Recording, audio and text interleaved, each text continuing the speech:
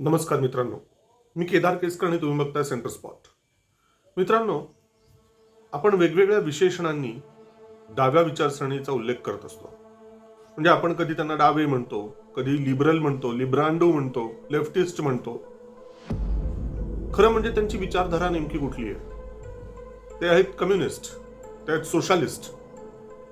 पण म्हणजे ते नेमके काय आहेत? त्यांची विचारधारा नेमकी कशी आहे? त्याही पुढे जाऊन ज्यावेळेला आपण म्हणतो की डाव्यांचा, लिबरल्सचा आपल्या देशाला धोका आहे, तेव्हा तो धोका नेमका काय आहे याची आपल्याला कल्पना असते का? आणि या प्रश्नाच्या मुळाशी आपण कधी गेलेलो असतो का? मित्रांनो, अभिजित जोग यांनी लिहिलेलं आणि दिलीप राज प्रकाशननी प्रकाशित केलेलं एक पुस्तक अलीकडेच माझ्या वाचनात आलं. या सगळ्या प्रश्नांची उत्तरं या पुस्तकामध्ये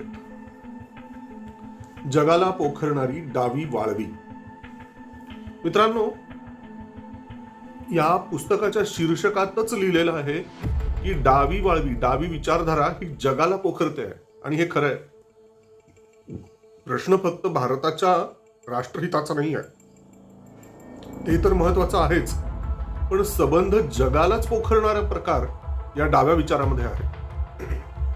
आणि मग त्या दृष्टीने जर आपल्याला समजून घ्यायचं असेल, प्रश्नाच्या मुळाशी जायचं असेल, तर हा डावा विचार नेमका सुरू कसा झाला आणि नक्की यांचं षडयंत्र काय, यांचं प्लॅन काय आहे, हे आपल्याला समजून घ्यायला लागेल. आणि त्या दृष्टीनेच माझी तुम्हाला सगळ्यांना एक नम्र विनंती आहे मित्रांनो, की हे पुस्तक आपण जरूर विकत घ्या.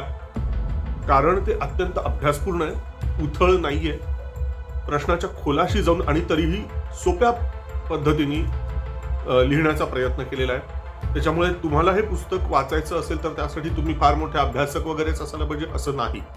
कोणालाही, सर्वसामान्यांना, ज्यांना कुणाला हा प्रश्न समजून घ्यायचा आहे, ज्यांना कुणाला आपल्या राष्ट्रहिताची चाड आहे, त्यांना हे पुस्तक अगदी सहजपणे वाचता येणार आहे. त्यातही जे देशभक्त आहेत, जे स्वतःला उजव्या विचारांचे म्हणवतात, राष्ट्रभक्त म्हणवतात, त्यांनी तर हे पुस्तक वाचलंच पाहिजे. त्या पुढे जाऊन तुम्हाला सांगतो मित्रांनो, JNUच्या ज्या कुलगुरू आहेत डॉक्टर शांतिश्री पंडित, त्यांची प्रस्तावना या पुस्तकाला लाभलेली आहे. डॉक्टर शांतिश्री पंडित म्हणजे एक असं व्यक्तिमत्व आहे की ज्यांनी आपली ही जी JNU नावाची जी संस्था आहे, जिथे एकेकाळी भारत तेरे तुकडे होंगे सारखे पद्धतीचे तुकडे तुकडे गँगच्या लोकांनी भरलेली होती ती JNU, अशा त्या JNUला स्वच्छ करण्याचं काम ज्या उजव्या विचारधारेच्या कुलगुरूंनी केलं, त्या म्हणजे डॉक्टर शांतिश्री पंडित. त्यांची प्रस्तावना या पुस्तकाला लाभलेली आहे. पुस्तकाच्या उद्घाटन प्रसंगी सुद्धा डॉक्टर शांतिश्री पंडित आलेल्या होत्या. त्याच पद्धतीने या पुस्तकाच्या उद्घाटनाला स्वतः राष्ट्रीय स्वयंसेवक संघाचे सरसंघचालक मोहनजी भागवत हे स्वतः आलेले होते. आणि त्यांनी त्यांच्या भाषणामध्ये म्हटलेलं होतं, हे पुस्तक घराघरात पाहिजे. जे स्वतःला उजव्या विचारांचे म्हणतात, जे स्वतःला राष्ट्रभक्त म्हणतात, त्यांचं तर हे अगदी आद्य कर्तव्यच आहे की हे पुस्तक तुम्ही वाचायला पाहिजे, समूहाने वाचलं पाहिजे, एकमेकाला त्यातला आशय सांगितला पाहिजे, त्या पुस्तकाचं लेखन, पुनर्लेखन व्हायला पाहिजे. विविध लायब्ररी, वाचनालय जी काही आहेत महाराष्ट्रातली, प्रत्येक वाचनालयात हे पुस्तक पाहिजे. इतकं हे महत्वाचं पुस्तक आहे. भागवतजींचा आदेश आहे. तर मित्रांनो, हे पुस्तक नेमकं काय आहे? मला तुम्हाला या पुस्तकातला एक छोटासा उतारा वाचून दाखवायचा आहे. आणि तो उतारा वाचल्यानंतर, तो ऐकल्यानंतर मग तुम्हीच ठरवा की हे पुस्तक आपण वाचायचं की नाही. तुम्हाला लक्षात येईल की हे किती गंभीर आहे, हा विषय किती गंभीर आहे. प्रकरण पहिलं, अमेरिका एक दुभंगलेला देश. कोणाचे रस्ते? आमचे रस्ते. जून 2019 मध्ये अमेरिकेच्या पोर्टलँड राज्याची राजधानी ओरेगॉन मध्ये डाव्या निदर्शकांचा मोर्चा या घोषणा देत मिरवणुकीने चालला होता. मार्क्सवादाशी असलेली आपली बांधिलकी जाहीर करण्यासाठी काहींनी लाल रंगाचे शर्ट्स घातले होते आणि लाल पट्ट्या कपाळाला बांधल्या होत्या. गुलाबाचा लोगो रंगवलेले डेमोक्रॅटिक सोशलिस्ट्स ऑफ अमेरिकाचे लाल झेंडे ते फडकवत होते. तर काहींनी नखशिखांत काळे कपडे परिधान केले होते. हे होते अतिरेकी, अराजकवादी कम्युनिस्ट. त्यांनी चेहऱ्यावर मुखवटे चढवले होते ज्यांचा नंतर येणाऱ्या कोविडच्या साथीशी काहीही संबंध नव्हता. अनेकांनी हेल्मेट्स घातलेली होती आणि हातात दंगलीत उपयोगी पडणारी शस्त्र धरली होती. कोणाच्याही मनात दहशत निर्माण करेल असाच हा जमाव होता. 400 लोकांच्या या मोर्चाने संपूर्ण वाहतूक ठप्प केली होती. अर्थात हा प्रकार सिटी ऑफ रोझेस म्हणून ओळखल्या जाणाऱ्या पोर्टलँडमध्ये नेहमीचाच होता. पोलिसांनी या मोर्चाच्या वाटेला जाणं टाळलंच होतं, कारण त्यांना रस्ते कोणाचे आहेत हे पुरतं ठाऊक होतं. पोर्टलँड मधला एक पत्रकार अँडी एंगो हा आपला फोन आणि कॅमेरा घेऊन या मोर्चाबरोबर चालत होता. त्याने याआधी डाव्यांच्या हिंसक कारवायांचं वार्तांकन केलेलं असल्यामुळे तो त्यांच्या नजरेत खुपत होता. मोर्चातल्या काही जणांनी त्याला बरोबर ओळखलं. ते त्याच्याकडे खुनशी कटाक्ष टाकत एकमेकांच्या कानात कुजबुजू लागले. लुईस एनरिक मर्केज याने थेट त्याच्या डोळ्यात डोळे घालून पाहिलं. हिंसक निदर्शनं केल्याबद्दल त्याला आजवर इतक्या वेळा अटक झाली होती की तो आता आपली ओळख लपवण्यासाठी बुरखा घालण्याचीही तसदी घेत नव्हता. नको द्वेष, नको भीती अशा घोषणा देत मोर्चा थोडा पुढे गेला. तेवढ्यात अँडीच्या डोक्यावर कुठल्याशा कठीण वस्तूचा आघात झाला आणि तो खाली कोसळला. वरती बघतो तर त्याला दिसलं की काळ्या कपड्यातल्या असंख्य बुरखाधारींनी त्याच्या भोवती घोळका केला होता. नको द्वेष या घोषणा मागे सुरूच होत्या, पण या लोकांच्या डोळ्यात त्याला दिसत होता फक्त नागडा द्वेष. बिनचेहऱ्याच्या या आकारहीन जमावाने त्याच्या तोंडावर लाथा बुक्क्यांचा वर्षाव करायला सुरुवात केली. त्यातल्या काहींनी बोटावर फायबर ग्लासचा थर असलेले ग्लव्ज घातले होते. कुठलाही पुरावा राहू नये म्हणून एकाने त्याचा कॅमेरा खेचून घेतला. एक जण धावत आला आणि त्यांनी अँडीच्या ओटीपोटावर लाथ घातली. कळवळलेल्या अँडीच्या डोक्यावर एकाने झेंड्याच्या काठीने जोरात प्रहार केला. आता त्याच्या चेहऱ्यावर जखमा झाल्या होत्या आणि कानातून रक्त येत होतं. अंतर्गत रक्तस्त्रावामुळे डोळे सुजू लागले होते. मारहाण संपली असं त्याला वाटलं तेवढ्यात कोणीतरी त्याच्या तोंडावर कॉन्क्रीट मिल्कशेकचा सपका मारला. पटकन सुकणारं कॉन्क्रीट आणि पाणी यांचं मिश्रण, ज्यामुळे खूप वेदना होतात आणि डोळे सुद्धा जाऊ शकतात. जमाव आता उन्मादाने हसत होता. अनेक फोटोग्राफर जमले होते जे या प्रकाराचे फोटो आणि व्हिडिओ काढत होते. घाणेरडी कुत्री खाली पडलेल्या अँडीकडे तिरस्काराने बघत एक ट्रान्सजेंडर अतिरेकी ओरडला. हा सॅटॅनिक पोर्टलँड अँटी फॅसिस्ट या गटाचा सभासद होता. ख्रिश्चन धर्मानुसार देव आणि सैतान या दोन परस्पर विरोधी शक्ती आहेत, ज्या जगातील चांगल्या व घातक प्रवृत्तींचं प्रतिनिधित्व करतात. अमेरिकेतील डाव्यांमध्ये असे काही घटक आहेत जे आपण सैतानी वृत्तीचे असल्याचं मोठ्या अभिमानाने मिरवतात. जगात चांगलं, शुद्ध, पवित्र असं काही असतं यावर त्यांचा विश्वास नसतो आणि इतरांनीही असा विश्वास बाळगू नये असा त्यांचा प्रयत्न असतो. समाजाला आणि जगाला बांधून ठेवणाऱ्या, स्थैर्य देणाऱ्या या धारणा नष्ट झाल्या की मग अराजक माजवणं शक्य होईल ही त्यामागची भूमिका असते. संपूर्ण अंग सुजलेले, डोळे अर्धवट मिटलेले, प्रचंड वेदनांनी जीव कळवळलेला अशा अवस्थेत अँडी कसा तरी निसटला आणि Oregon health and science university हॉस्पिटलमध्ये पोहोचताच बेशुद्ध होऊन कोसळला, कारण त्याच्या मेंदूत अंतर्गत रक्तस्राव सुरू झालेला होता. हे घडलं सगळ्या जगात लोकशाही, सर्वसमावेशकता, सहिष्णुता, विचार स्वातंत्र्य या मूल्यांची निर्यात करू पाहणाऱ्या अमेरिकेतच खुद्द. आणि हिंसेचे हे थैमान घालणाऱ्या संघटनेचं नाव होतं अँटिफा, म्हणजेच अँटी फॅसिस्ट. मूल्यांचं हे विडंबन ही नव्या अमेरिकेची जणू ओळखच ठरली आहे.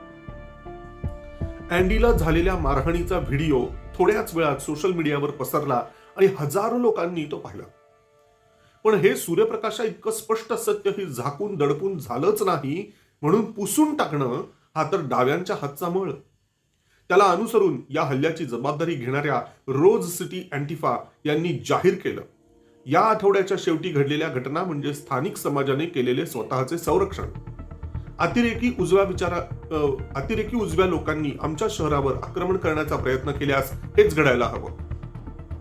ही घटना घडली तेव्हा उजव्या विचाराच्या लोकांचा हल्ला सोडा, कुठे मागमूसही नसताना हे सगळं त्यांच्यामुळे घडलं असा निष्कर्ष काढून हे मोकळे झाले. दंगे, जाळपोळ, हिंसा करणाऱ्यांनीच व्हिक्टिम कार्ड खेळण्याची ही क्लुप्ती भारतीयांना नक्कीच ओळखीची वाटेल. डाव्यांची पोलादी पकड असलेल्या मीडियाने त्यांना सर्व प्रकारे संरक्षण देणारं वार्तांकन केलं. वॉशिंग्टन पोस्ट ची पत्रकार केरी शेफर्ड हिने जाहीर केलं की या घटना बहुतांशी अदखलपात्र होत्या, म्हणजे मोस्ट अनरिमार्केबल. अमेरिकी संसदेच्या न्याय व्यवस्था समितीचे अध्यक्ष आणि डेमोक्रॅटिक पक्षाचे खासदार गेराल्ड नॅडलर यांनी जाहीर केलं की ही चळवळ काल्पनिक असून अँटिफाच्या संघटित अस्तित्वाचा पुरावा नाही. बुरखाधारी अतिरेकी उघडपणे दंगल घडवत होते याची त्यांनी दखलही घेतली नाही. वॉशिंग्टन पोस्टच्या एका फॅक्ट चेकरने या हिंसेत अँटिफाचा काहीच सहभाग नव्हता असा सोयीस्कर निष्कर्ष लगेच काढला. या प्रकरणाची चौकशी करण्यासाठी अमेरिकेच्या संसदेने स्थापन केलेल्या समितीसमोर अँडी एंगो याला साक्ष देण्यासाठी पाचारण केलं असता डेमोक्रॅटिक पक्षाच्या सदस्यांनी त्याचं म्हणणं ऐकून घ्यायलाही नकार दिला. अमेरिका या राष्ट्राचा गाभा असलेली मूल्य एकामागून एक नष्ट करून या महासत्तेला पोखरून टाकण्यासाठी स्लीपर सेल्स कसे तयार करण्यात आले हे आपण पुढे बघणार आहोतच. या स्लीपर सेल्सनी उघडपणे रस्त्यावर उतरून दंगली, जाळपोळ आणि हिंसा करायला सुरुवात केली. ती 2016 मध्ये डोनाल्ड ट्रम्प यांची अध्यक्षपदी निवड झाल्यानंतर नॉट माय प्रेसिडेंट या निदर्शनांच्या माध्यमातून घटना, लोकशाही, न्याय व्यवस्था यासारख्या संस्थांवर डाव्यांचा थोडा देखील विश्वास नसतो.